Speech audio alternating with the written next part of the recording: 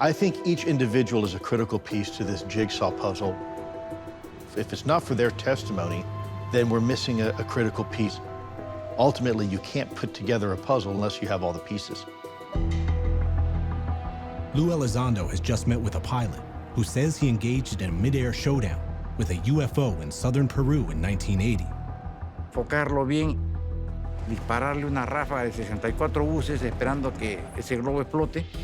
One theory is that the object was a U.S. reconnaissance drone, but the primitive drones at that time don't match the pilot's description of what he saw. No había alas, no había motores, antenas, ventanas, cúpula, nada. O sea, era liso por todos lados. I think it's gonna be better, just black shirt. Yeah. And now, a commercial pilot has come forward with a similar sighting in 2019. We're just gonna mic you up over here really quick. He's asked not to be identified. I want to thank you very much for having the courage to come forward. Thank you.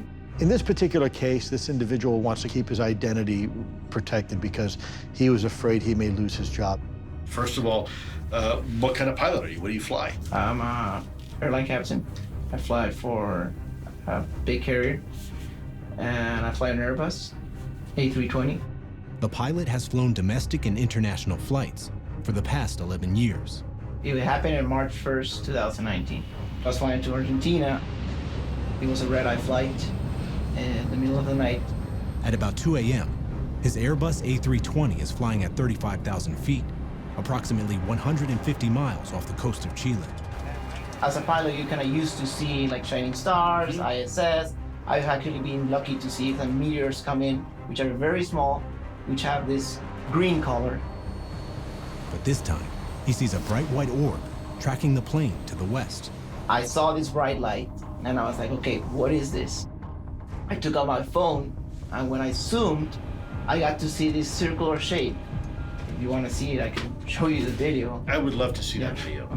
But that's the video. The pilot plays the video for Elizondo. It appears to show an orb inside another orb. It started like moving in a wave pattern, from left to right, right to left. It was definitely bigger than a 747. The pilot pans to the radar screen to record his exact location. I'm glad you did that. That's smart. That's the only way I think to have, in a way, evidence where it was, what altitude it was. How long did you observe this light outside the cockpit window? 5 minutes? Wow, okay. What it is, I don't know. What you filmed there, it's a real object. Now, I don't know what it is, but you have, that's something that actually occurred. Now, maybe it has a terrestrial explanation, maybe it doesn't, but one thing we do know is that is real, whatever that is. But what was it? The pilot shares a video that appears to be of the same object taken 2 days earlier and nearly 2,000 miles away over Peru's largest airport. But okay, this is actually what happened in Lima. ¡Hala! Mira, ahí se ve el círculo. Uy, no seas pendejo, mira cómo se ve. Mierda, desapareció.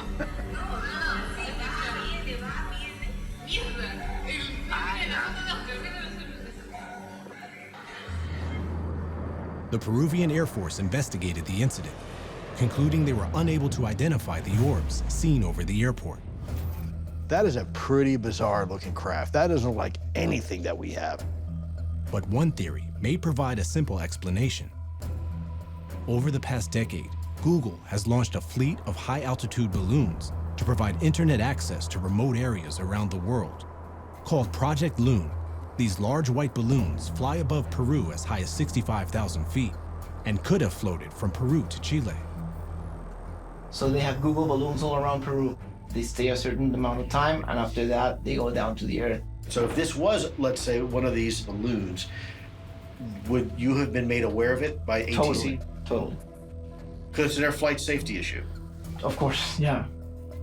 At this point, it's too early to tell if what the pilot saw is indeed the same objects that were reported over the Lima airport just days prior. There are some people that are absolutely confident it was a Google balloon. There's other people said there was no Google balloons in that area. So I think it's too premature to tell. The cell phone video makes it difficult to tell if the object displays any of the 5 observables common to UFOs.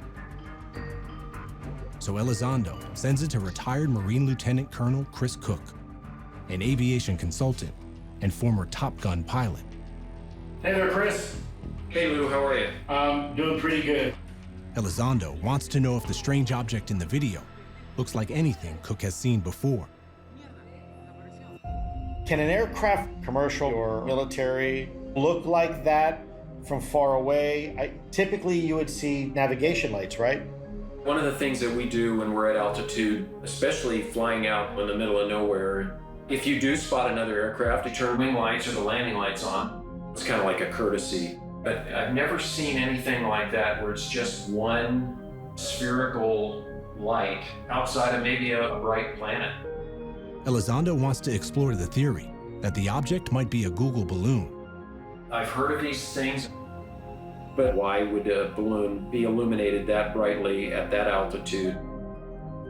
And if it is a balloon, then you would expect there to be some closure on it, right? Because it should be stationary. It's a little baffling.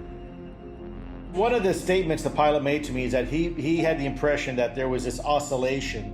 Do you have any idea at all what might give the appearance of some sort of oscillation? Are there aircraft that will pivot back and forth, or? Not in my experience. I have not ever witnessed any type of aircraft at that altitude that have those characteristics that you just explained. But does it show any of the 5 observables? When I look at these incidents, I'm not just looking at video, I'm comparing it to the 5 observables: extreme acceleration and hypersonic velocities, and no control surface, flight surfaces, no obvious means of thrust or propulsion. Is there anything in that video that you see that you say, aha, that's an unusual performance characteristic? This looks like nothing I've ever seen. What's the likelihood that this could be a traditional aircraft? Scale of 1 to 10. 0. Wow. To Cook, the object clearly isn't a traditional aircraft. But what is it? In this particular case, there's information out there that does not neatly fit within the categories of information we have. Does it mean it's not relevant? No. We have to take all the data points. Maybe it'll make sense. Maybe there's more than the 5 observables.